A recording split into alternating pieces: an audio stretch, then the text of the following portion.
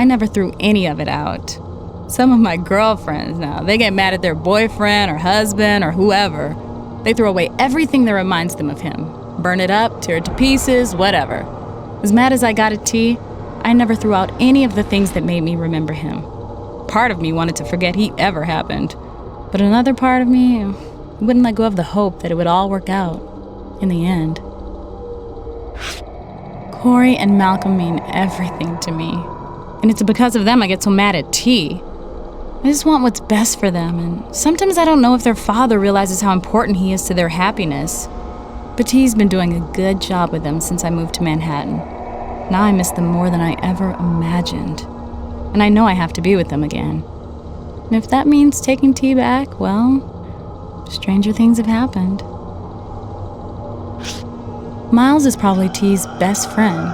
He's smart, and I think he has good intentions, but he always seems to be getting into trouble and bringing T down with him.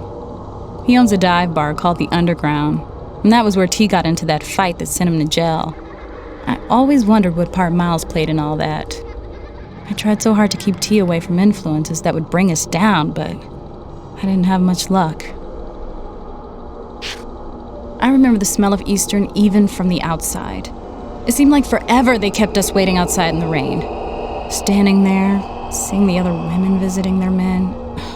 I just got mad. How could T have brought us this low? When I got inside, it was so cold.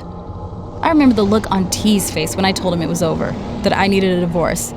He looked at me like I had betrayed him, and I told him he had done it to all of us.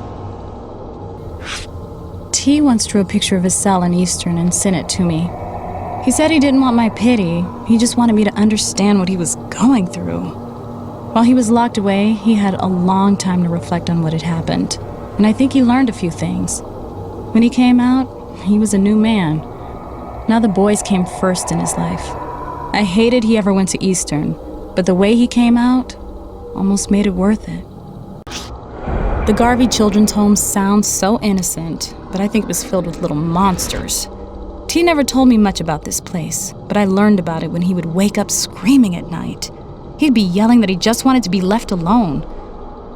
One day when we were out for a walk, we passed it by accident, and T stopped cold.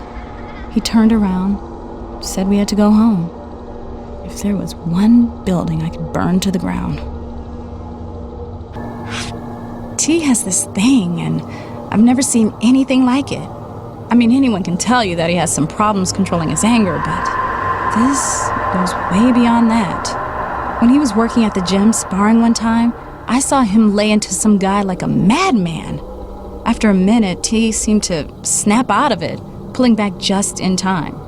If he hadn't, I think he might have killed that other guy. It's like he becomes something else entirely. Blackmore. I hate even writing his name down. Now I know it was him. Whether T was guilty of what happened at Miles's bar, I'm not sure, but I know it wouldn't have happened without Blackmore. And the things Blackmore said to me about the boys? It's one thing being king drug dealer, or whatever he is, but Blackmore takes evil to another level. He's almost too evil to be real, and I've never even seen him in the flesh. The gazebo is where T and I met, and I know it's silly, but just looking at a photo of it makes me wonder, what if that gazebo had been somewhere else? Somewhere far from Baltimore, far from the junkies, far from Blackmore.